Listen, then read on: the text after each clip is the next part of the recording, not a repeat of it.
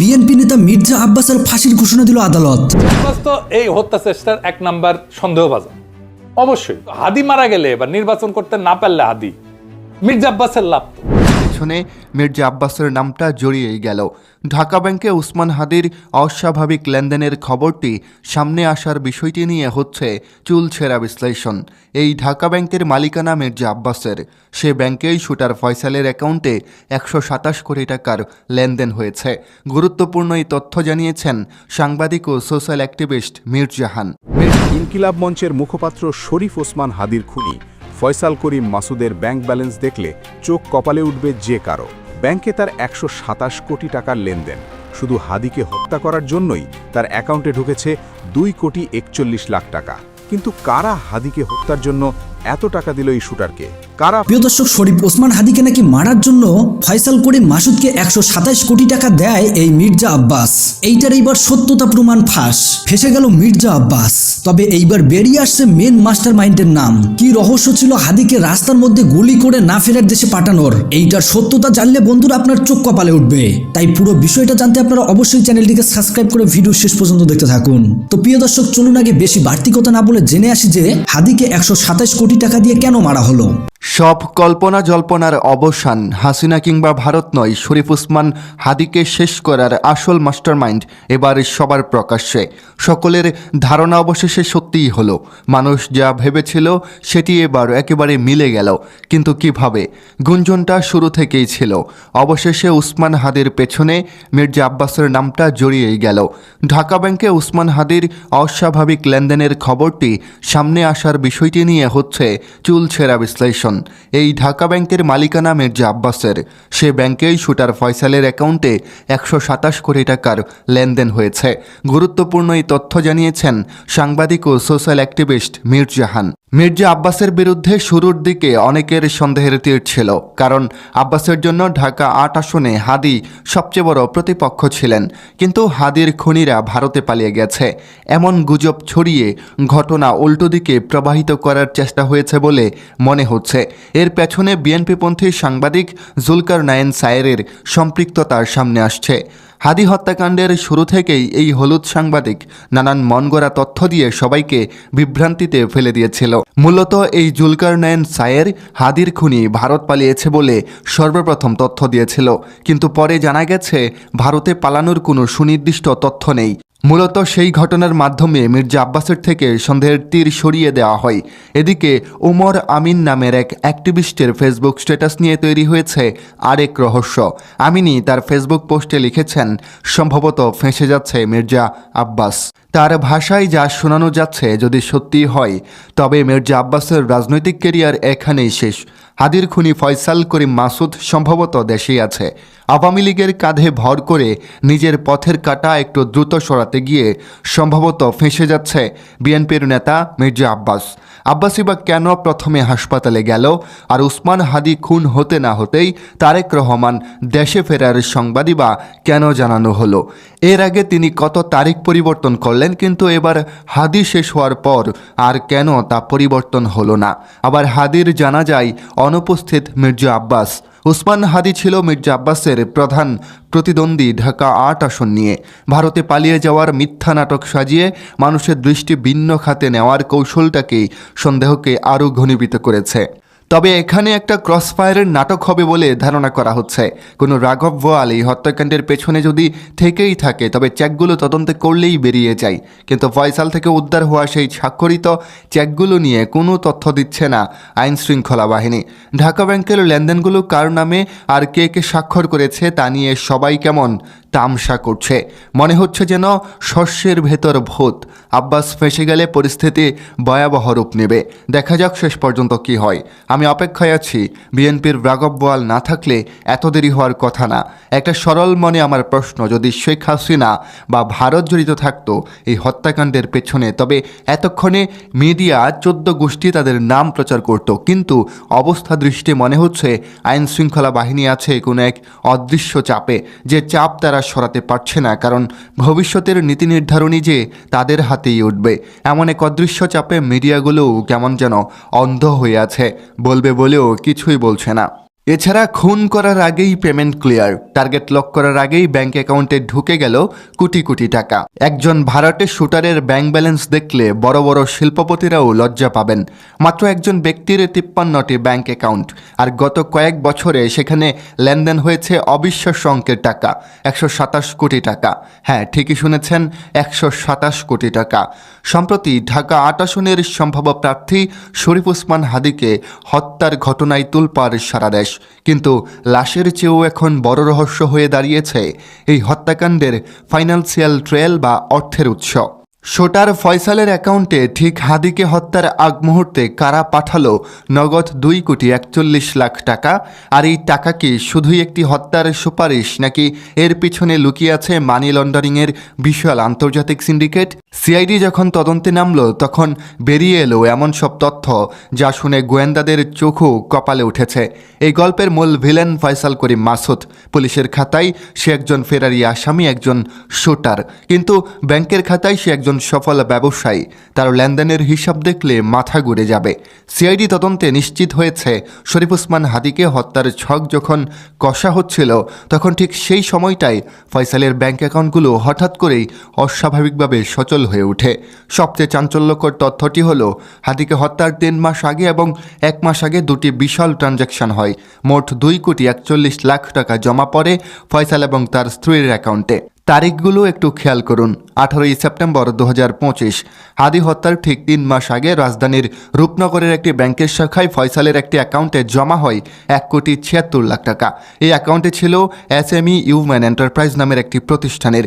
মজার ব্যাপার হলো প্রতিষ্ঠানের নাম ইউম্যান এন্টারপ্রাইজ হলেও এর মূল নিয়ন্ত্রণ ছিল ফয়সালের হাতে। এর পরের ট্রানজ্যাকশনটি আরও রহস্যময়। 4 নভেম্বর 2025, হত্যার ঠিক 1 মাস আগে NRBC ব্যাংকের বেনারসি পল্লী উপশাখায় জমা হয় আরও 65,55,000 টাকা। এই অ্যাকাউন্টটি ছিল ফয়সালের স্ত্রী সামিয়ার নামে, অর্থাৎ কিলিং মিশন এক্সিকিউট করার জন্য ঠিক আগ মুহূর্তে টাকাগুলো তাদের হাতে পৌঁছায়। এখন প্রশ্ন হলো, কে বা কারা এই বিশাল অঙ্ক ইনভেস্ট করলো ফয়সালের উপর? সিআইডি তদন্তে উঠে এসেছে আরও ভয়ঙ্কর তথ্য। টাকাটা অ্যাকাউন্টে ঢোকার পর ফয়সাল কিন্তু বসে থাকেনি। সে জানতো মিশন শেষ করার জন্য তার হাতে নগদ টাকা লাগতে পারে, আর পালানোর জন্যও নগদ টাকা দরকার। তাই হাদীকে গুলি করার আগেই সে এবং তার স্ত্রী মিলে অ্যাকাউন্ট থেকে ধাপে ধাপে 1,76,00,000 টাকা তুলে নেয়। ব্যাংকে মাত্র অবশিষ্ট থাকে 65,00,000 টাকা। গোয়েন্দারা নিশ্চিত করে এই উত্তোলিত টাকাই ছিল অপারেশন কোস্ট এবং দেশ ছেড়ে পালানোর রসদ। এইবার আসা যাক সেই 127 কোটি টাকার রহস্য। সিআইডি যখন ফয়সালের আর্থিক আমলনামা খুঁজতে শুরু করে তখন তার 14টি ভিন্ন ভিন্ন ব্যাংকের ফয়সালের 53টি অ্যাকাউন্টের সন্ধান পায়। ভাবা যায় একজন শুটারের 53টি ব্যাংক অ্যাকাউন্ট। 2017 সাল থেকে 2025 সাল, এই 8 বছরের মধ্যে এই অ্যাকাউন্টগুলো দিয়ে মোট লেনদেন হয়েছে 127 কোটি টাকা। প্রশ্ন আসতেই পারে, একজন খুনির অ্যাকাউন্টে এত টাকা আসে কোথা থেকে? ফয়সাল নিজেকে আইটি ব্যবসায়ী হিসেবে পরিচয় দিত। তার নামে এবং তার স্ত্রীর নামে খোলা হয়েছিল বেশ কিছু ভুয়া প্রতিষ্ঠান, কিন্তু বাস্তবতা হলো এগুলো সবই কাগজে প্রতিষ্ঠান। সিআইডি এবং সাংবাদিকদের অনুসন্ধানে দেখা গেছে রাজধানীর বাংলা মোটরের রূপাইন ট্রেড সেন্টারে এবং আদাবরের বাইতুল আমান হাউজিংয়ে এই কোম্পানিগুলো যে ঠিকানা দেওয়া হয়েছিল সেখানে আদতে কোনো কার্যক্রম ছিল না। রিড ট্রেনিং সেন্টারে গিয়ে দেখা যায় 1.5 বছর আগেই তারা সবকিছু গুটিয়ে উধাও। অর্থাৎ এই কোম্পানিগুলো খোলা হয়েছিল শুধুমাত্র কালো টাকাকে সাদা করার জন্য এবং হিটমানি বা কন্ট্রাক্ট কিলিংয়ের টাকা বৈধ চ্যানেলে রিসিভ করার জন্য। ব্যাংক এশিয়ার আদাবর রিং রোড শাখাতেই ফয়সালের 19টি অ্যাকাউন্ট পাওয়া গেছে। এখানে প্রায় 50 কোটি টাকার লেনদেন হয়েছে। অথচ ব্যাংক ম্যানেজাররা বলছেন এই অ্যাকাউন্টগুলো এখন ইনঅপারেটিভ, মানে কাজ শেষ, লেনদেন শেষ। প্রিয় দর্শক, ভারতীয় আধিপত্যবাদ বিরোধী মুক্তির দূত শহীদ শরীফ ওসমান বিন হাদীর গুলি খাওয়ার পরপরই দেশব্যাপী রব উঠেছিল এই ঘটনায় জড়িত থাকতে পারেন হাদীর আসন অর্থাৎ ঢাকা 8 আসনের ধানের শীষের প্রার্থী মির্জা আব্বাস। কিন্তু জুলকা নাইনের মতো কিছু বিএনপিপন্থী সাংবাদিকদের চেষ্টায় প্রথম দফায় বেঁচে যান মির্জা আব্বাস। জুলকা নাইনরা প্রমাণ করতে সচেষ্ট হন যে ঘাতক ফয়সাল দেশ থেকে ভারতে পালিয়েছে, আর এই ঘটনার পুরো দায় আওয়ামী লীগের। কিন্তু সময়ের সাথে সাথে বোঝা যায় ঘাতক ফয়সাল দেশে আছে। ভারতে পালানোর দাবিটি ছিল মির্জা আব্বাসকে আড়াল করার মেটিকুলাস ডিজাইনের একটি অংশ। কিন্তু বাতাস আবার ঘুরতে শুরু করেছে।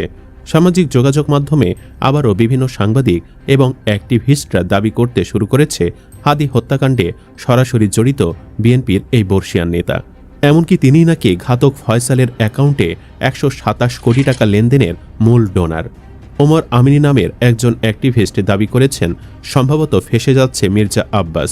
যা শোনা যাচ্ছে, ভাবা হচ্ছে যদি সত্যি হয় তবে মির্জা আব্বাসের রাজনৈতিক ক্যারিয়ার এখানেই শেষ।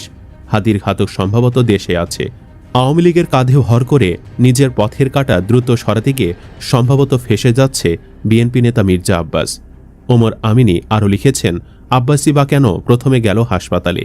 হাদি নিহত হতে না হতেই তারিক জিয়া দেশে ফেরার সংবাদ জানানো হলো কেন? আবার হাদির জানাজায় অনুপস্থিত মির্জা আব্বাস। ওসমান হাদি ছিল মির্জা আব্বাসেরই প্রধান প্রতিদ্বন্দ্বী ঢাকা ৮ আসন নিয়ে। ভারতে পালিয়ে যাওয়ার মিথ্যা নাটক সাজিয়ে মানুষের দৃষ্টি ভিন্ন খাতে নেওয়ার কৌশলটাই সন্দেহকে দ্রুত ঘনীভূত করেছে। তবে একটা ক্রসফায়ারের নাটক হলেও হতে পারে। কোনো রাঘব বোয়াল নেপথ্যে না থাকলে চেকগুলো তদন্ত করলে বের হয়ে যায় লেনদেনের বিষয়। ওই অ্যাক্টিভিস্ট মনে করছেন উপদেষ্টাদের মধ্যে বেশিরভাগ বিএনপিপন্থী হওয়ায় মির্জা আব্বাসকে নিয়ে তদন্ত কিংবা প্রথম সারি মিডিয়ায় কোনো লেখালেখি হচ্ছে না। তিনি আরও লিখেন, আব্বাস ফেসে গেলে পরিস্থিতি ভয়াবহ রূপ নিবে। হয়তো উত্তপ্ত পরিস্থিতি দেখে দেশে নাও ফিরতে পারেন তারিক জিয়া। দেখা যাক শেষ পর্যন্ত কি হয়। আমি অপেক্ষায় আছি। বিএনপির রাঘব বোয়াল না থাকলে এত দেরি হওয়ার কথা না। যদি শেখ হাসিনা বা ভারত জড়িত থাকত, এতক্ষণে তাদের 14 গোষ্ঠীর নাম মিডিয়ায় প্রচারিত হতো। কিন্তু অবস্থা দৃষ্টে মনে হচ্ছে আইনশৃঙ্খলা বাহিনী আছে অদৃশ্য কোনো এক চাপে, বলবে বলেও বলে না। হিসাবটা তবে একটু সহজ হবে দায়িত্বরত পুলিশের বক্তব্যগুলো রেকর্ড করে নিতে পারলে। মোটামুটি সবাই প্রস্তুত থাকেন, বড় ধামাকা আসছে। মোহাম্মদ এনাম নামে আরেক সাংবাদিক গতরাতে পোস্ট করেছেন ফেসবুকে। তিনি লিখেছেন, রাতে আমি খুব কম কথা বলি, কারণ রাতে বেশি কথা বললে আশেপাশে ঘাপটি মেরে ঘুমিয়ে থাকা প্রতিবেশীদের ঘুমের প্রবলেম হতে পারে। শুধু এটুকু বলে যাই, হাদিকে মেরে ফেলার সাথে সাথে ঘাতক ভারতে পালিয়ে যাওয়ার সংবাদ প্রচার করা, সেদিনই তারেক রহমান দেশে আসার ঘোষণা দেওয়া, স্বরাষ্ট্র উপদেষ্টার মুখ বন্ধ করে রাখা, আব্বাস হাদির জানাজায় উপস্থিত না হওয়া, সেদিনের পরে আজ পর্যন্ত একটা বক্তব্য বাদে আর কোনো উচ্চ বাচ্য না করা, ব্যাংকিং লেনদেনের বিষয় নিয়ে তার ক্লিয়ার কথা না বলা, আরও অনেকগুলো বিষয় আছে। এগুলো এমনিতেই বললাম, কথাগুলো মনের মধ্যে গুতাগুতি করে বেরিয়ে গেছে। আমি চাই প্রকৃত দোষী গ্রেফতার হোক। আবার অনেকে বলে যা রটে তা কিছু না কিছু ঘটে। আমি চাই এমনটা না হোক। বাকি যদি তিনি ফেঁসেই যান, তাহলে নির্বাচনে বিএনপিকে মানুষ কিভাবে বয়কট করবে ভাবতে পারছেন? আল্লাহর মায়ের খুব কড়া। অর্থাৎ অনেকেরই এখন নতুন করে সন্দেহের তীর মির্জা আব্বাসের দিকে ঘুরে গেছে। তবে সবচেয়ে বড় ধাক্কাটা দিয়েছেন আরেক জার্নালিস্ট মীর জাহান। তিনি দাবি করেছেন মির্জা আব্বাসী নাকি ফয়সালের আর্থিক সহায়তাকারী। মীর জাহান লিখেন, মির্জা আব্বাসের ঢাকা ব্যাংকে ওসমান হাদির ঘাতকের ১২৭ কোটি টাকার লেনদেন। সেই তথ্যের পুরোটাই নাকি ঢাকা ব্যাংকের সার্ভার থেকে সরিয়ে ফেলা হয়েছে। ঢাকা ব্যাংক কার জানেন? মির্জা আব্বাসের। নাহিয়ান নূর রায়হান নামে আরেকজন লিখেছেন, হাদি ভাইয়ের ঘাতকরা বাংলাদেশে অবস্থান করছে। 25 তারিখ তারেক রহমান আসবে, সবার অ্যাটেনশন সেদিকে থাকবে। ফলে তার মধ্যেই ফয়সালকে দেশ থেকে সেফ এক্সিট দেওয়া হবে। অবশ্য হাদির ঘাতক ফয়সালের সাথে বিএনপির সংশ্লিষ্টতা অনেক পুরনো। জানা যায় এই প্রশিক্ষিত কিলারকে জেল থেকে মুক্তই করেছে বিএনপি। কারো কারো মতে বিএনপি আওয়ামী ক্যাডারদের ইউজ করতেছে, যাতে সব দোষ পতিত শক্তিটির ওপর বর্তায়। ঢাকা ৮ আসনের সম্ভাব্য স্বতন্ত্র প্রার্থী ওসমান হাদির ওপর গুলিবর্ষণের ঘটনায় অভিযুক্ত সাবেক ছাত্রলীগ নেতা ফয়সাল করিম মাসুদের বিরুদ্ধে অস্ত্র আইনের মামলা ছিল। ওই মামলায় তার জামিন প্রাপ্তির পুরো প্রক্রিয়া নতুন বিতর্কের জন্ম দেয়। মামলার নথি ও হাইকোর্টের আদেশ বিশ্লেষণ করে দেখা যাচ্ছে, গুরুতর অভিযোগ থাকা সত্ত্বেও জামিনের সময় মেয়াদ স্বাভাবিক বিচারিক প্রক্রিয়ার চেয়ে দ্রুত, জানিয়ে মানুষের মনে প্রশ্ন উঠেছে। 2024 সালের 8 নভেম্বর ডাকাতির সময় অস্ত্রসহ গ্রেফতার হন ফয়সাল করিম মাসুদ।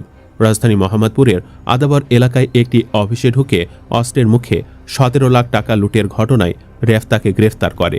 এ ঘটনায় তার বিরুদ্ধে অস্ত্র আইনে মামলা দায়ের করা হয় এবং একাধিক মূলধারার গণমাধ্যমে তার ছবি ও পরিচয় প্রকাশিত হয়। গ্রেফতারের পর ফয়সাল করিমের জামিনের জন্য হাইকোর্টে আবেদন করেন অ্যাডভোকেট কয়সার কামাল ও অ্যাডভোকেট মাহফুজুর রহমান। ফয়সাল করিম মাসুদের জামিনের পিটিশন ফাইলকারী আইনজীবী মোহাম্মদ মাহফুজার রহমান, বিএনপি নেতা ব্যারিস্টার কয়সার কামাল বাংলাদেশ জাতীয়তাবাদী ছাত্রদলের সাবেক সহ আইন সম্পাদক। অর্থাৎ এখানেও বিএনপির সংশ্লিষ্টতা রয়েছে। চলতি বছরের 16 ফেব্রুয়ারি বিচারপতি মোহাম্মদ আলী ও বিচারপতি SK তাহসিন আলীর বেঞ্চ তাকে 6 মাসের জামিন দেন। আদালতে নথি অনুযায়ী ওই দিন আদেশ দেওয়ার পর আনুষঙ্গিক প্রক্রিয়া শেষে মাত্র 3 দিনের ব্যবধানে 19 ফেব্রুয়ারি আদেশটি সুপ্রিম কোর্টের ওয়েবসাইটে প্রকাশিত হয়। সাধারণত আদেশ প্রস্তুত ও আপলোডে সময় লাগলেও এই ক্ষেত্রে প্রক্রিয়াটি তুলনামূলকভাবে দ্রুত সম্পন্ন হয়েছে বলে নথিতে দেখা যায়। এরপর চলতি বছরের 12 আগস্টের জামিনের মেয়াদ বাড়ানোর জন্য পুনরায় আবেদন করা হলে বিচারপতি মোহাম্মদ আলী ও বিচারপতি ইউসুফ আবদুল্লাহ সুমনের বেঞ্চ নতুন করে 1 বছরের জামিন মঞ্জুর করেন।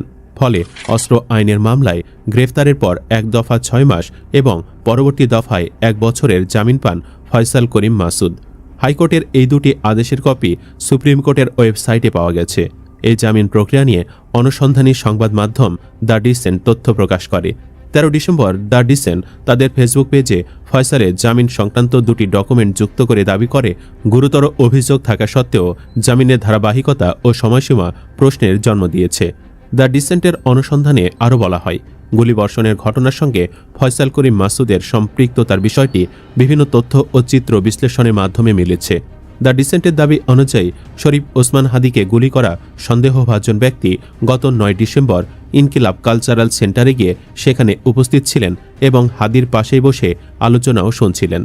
ওই প্রতিষ্ঠানের ভাষ্য অনুযায়ী ইনকিলাব কালচারাল সেন্টারের সিসিটিভি ফুটেজ, পুলিশের সংগৃহীত হামলার সিসিটিভি ফুটেজ, গণমাধ্যমে প্রকাশিত ছবি এবং ফেসবুক ও ইনস্টাগ্রামে থাকা ফয়সাল করিম মাসুদ নামের অ্যাকাউন্টসহ আওয়ামীপন্থী বিভিন্ন পেজে থাকা 50টির বেশি ছবি তুলনামূলকভাবে বিশ্লেষণ করে তারা এ দাবি করেছে। অনুসন্ধানে আরও উল্লেখ করা হয়, 3টি আলাদা ঘটনায় সামনে আসা ব্যক্তির চেহারার সঙ্গে ফয়সাল করিম মাসুদ ওরফে দাউদ খান নামের একজনের মিল পাওয়া গেছে।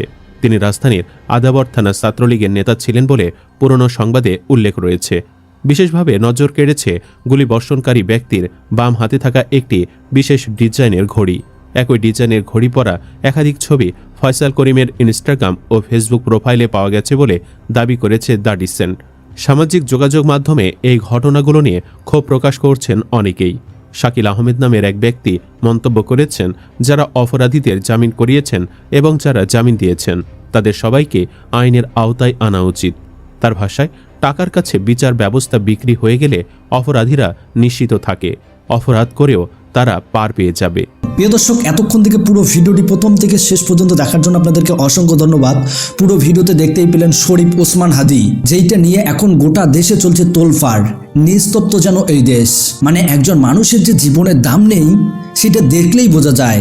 গণতান্ত্রিক এই দেশের মধ্যে মানুষের কোনো মূল্য নেই। রাস্তার মধ্যেই ওপেন গুলি করে চলে গেল। 127 কোটি টাকা দিয়ে নাকি মির্জা আব্বাস ওসমান হাদিকে দুনিয়া থেকে সরিয়ে দিয়েছে এই ফয়সালের মাধ্যমে, আর তাকে ভারতে পালাতে সাহায্যও করেছে। না হলে ফয়সাল করিম কোথায় যাবে? তো প্রিয় দর্শক, পুরো ঘটনা নিয়ে আপনাদের মতামত কমেন্ট বক্সে জানান। আল্লাহ হাফেজ।